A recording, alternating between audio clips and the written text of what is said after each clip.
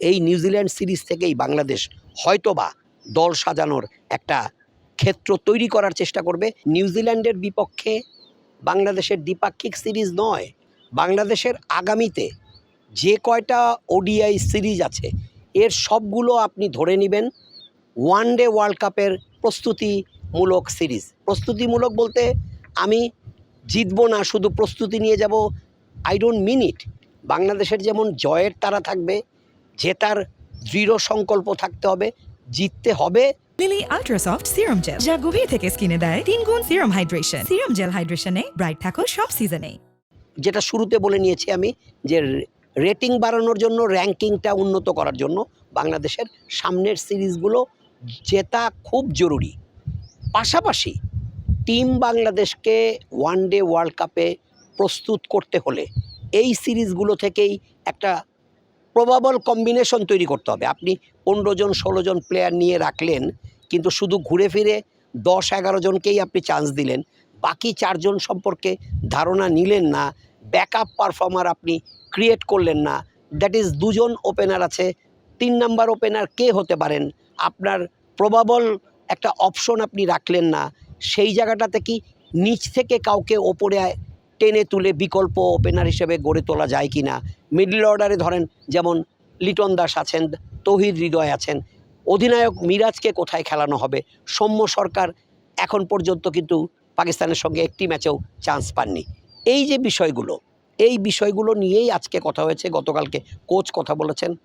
তারা দুজনেরই কথা হচ্ছে যে বাংলাদেশের যারা প্রবাবল ক্যাম্পেইনার আছেন সবাইকেই পরখ করা হবে, সবাইকেই সুযোগ দেয়া হবে, তাদের পারফরমেন্সটা যাচাই বাছাইয়ের একটা ক্ষেত্র তৈরি করে দিতে হবে। এবং এটা দেয়াটা খুব জরুরি এই কারণে, আমি আবারও বলছি, ওয়ার্ল্ড কাপ খেলতে গেলে আপনাকে 15 থেকে 16 জনের একটা বাঞ্চ অফ ক্রিকেটার্স লাগবে। তাদের মধ্যে আপনি কোন 11 জনকে খেলাবেন অন্তত 3 থেকে 4 মাস আগে সেটা প্রস্তুত করে রাখতে হবে। সেটা হবে প্ল্যান এর 11, প্ল্যান বিতে কোন 11 জন খেলতে পারে, প্ল্যান সিতে কোন 11 জন খেলতে পারে, কোন কন্ডিশনে আপনি 3 জন পেসার খেলাবেন, কোন কন্ডিশনে একজন যদি পেস বোলিং অলরাউন্ডার থাকে 4 জন পেসার খেলাবেন, কোন কন্ডিশনে স্পিনার বেশি খেলাবেন, আপনার ব্যাটসম্যানের সংখ্যা 6 থেকে 7-এ নেওয়া যায় কি না, এই বিষয়গুলো খুঁটিয়ে দেখার জন্য আমি মনে করি বিকল্প পারফর্মার যারা আছেন, যারা পাকিস্তানের সঙ্গে সুযোগ পাননি, যেমন বলেই দেয়া যায় সৌম্য সরকারের কথা, সেখানে অধিনায়ক মিরাজ একটু নিচের দিকে খেলেছেন, তার আগে খেলেছেন আফিফ হোসেন ধ্রুব। এখন আফিফ হোসেন ধ্রুবই এই সিরিজ খেলবেন, কিংবা ওপেনিংয়ে তানজিদ তামিম আর সাইফ হাসানের জুটিটাই বহাল থাকবে, নাকি অন্তত প্রথম 2 ম্যাচ পরে সেখানে সৌম্য সরকার কিংবা আর কাউকে সুযোগ দেওয়া হবে কিনা, এগুলো দেখার বিষয়, এগুলো দরকারও আছে। কারণ আমি যেটা বললাম, আপনাকে প্রবাবল অপশন রাখতে হবে। আপনি একটা অপশন রেখে ওয়ার্ল্ড কাপ খেলতে পারবেন না।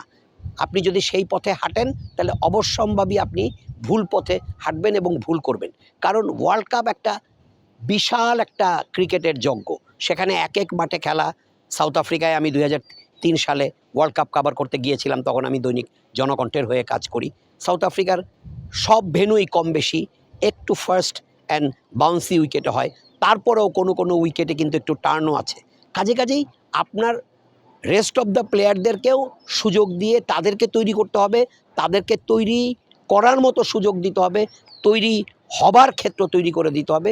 তাতে করে যারা অপশনস আছেন তারা যেমন নিজেদেরকে গড়ে তুলতে পারবেন, অ্যাট দ্য সেম টাইম আপনারও কিন্তু টিম কম্বিনেশন সম্পর্কে আপনার ধারণা হবে যে আমি যদি প্ল্যান এতে 6 জন ব্যাটসম্যান ধরে 2 জন স্পিনার 3 জন পেসার নিয়ে মাঠে নামি, মিরাজকে অলরাউন্ডার ধরে, তাহলে কি হতে পারে যদি তা না করে আমি সৌম্যকে ওপরের দিকে খেলাই, কিংবা মিডল অর্ডারে আফিফের জায়গায় সৌম্যকে ট্রাই করি, আরও আমার যারা অপশন আছে তাদেরকেও ট্রাই করি, তাহলে আপনি মোটামুটিভাবে দল সাজানোর একটা ক্ষেত্র পাবেন। আমার কাছে মনে হয় এই নিউজিল্যান্ড সিরিজ থেকেই বাংলাদেশ হয়তোবা দল সাজানোর একটা ক্ষেত্র তৈরি করার চেষ্টা করবে। এবং এই সিরিজে প্রথম 2 ম্যাচে না হলেও আমার ধারণা তৃতীয় ম্যাচে একাদশে 1 থেকে 2টো পরিবর্তন আমরা দেখতে পারবো।